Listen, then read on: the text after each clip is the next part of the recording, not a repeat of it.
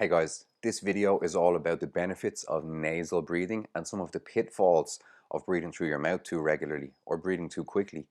We are talking about an inhale and an exhale through the nose when we talk about nasal breathing. We are not just talking about an inhale and then an exhale through the mouth. We have already looked at the benefit and the importance of carbon dioxide and maintaining a healthy relationship with carbon dioxide and a healthy level in your blood for increased oxygen delivery, and something as simple as breathing through the mouth can have a massive negative effect on that. Nasal breathing filters and prepares the air before it enters the lungs. We also maintain better levels of moisture and hydration when we breathe through the nose. Exhaling through the mouth, we lose up to 42% more water than nasal breathing. Obviously important for a fitness or an endurance endeavor, and especially now in a time where, respiratory hygiene is so important. We are literally exhaling less moisture particles through our nose than our mouth.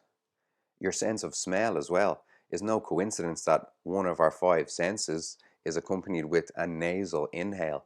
We cannot smell and properly sense our environment when we breathe through our mouth. Maybe something that is not so important in modern life, but obviously important to sense, enjoy, and experience your environment with all of your senses, smell being one of them. We also produce nasal nitric oxide in our nose. Nitric oxide is a gas that opens airways and increases oxygen uptake in the blood. Large amounts of nasal nitric oxide are constantly being produced and released in the nasal passage, but unless we are inhaling that, we are not making use of it. Mouth breathing. There really are no benefits to mouth breathing during rest or during performance. There are no benefits.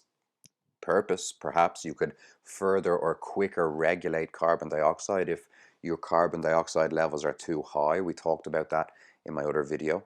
You could further regulate that because the mouth is bigger. You can inhale more oxygen and exhale more carbon dioxide. That's not necessarily a good thing. If you're unsure what I'm talking about here, please do check out the video on carbon dioxide.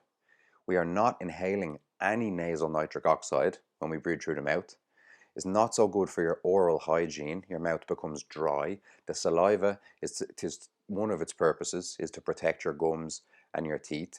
This is something that we do not have with a mouth that is open more regularly throughout the day.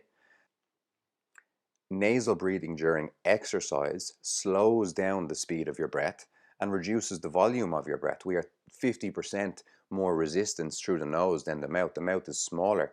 It's the same as drinking through a straw versus drinking straight from the glass.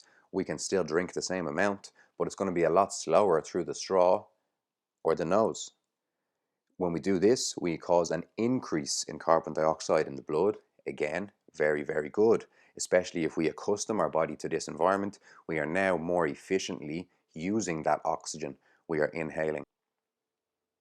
Due to the mouth being larger, guys, we are breathing quicker, we are breathing more regularly, we are breathing more often, we are breathing shallower in some cases. This is not necessarily a good thing.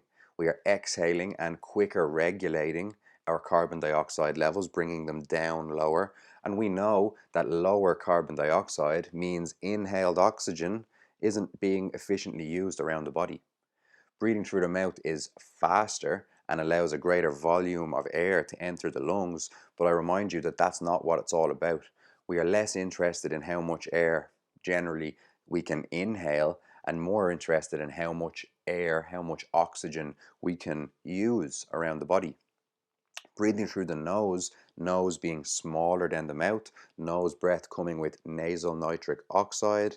This reduces carbon dioxide levels. This increases oxygen delivery. This dilates and opens up the lungs.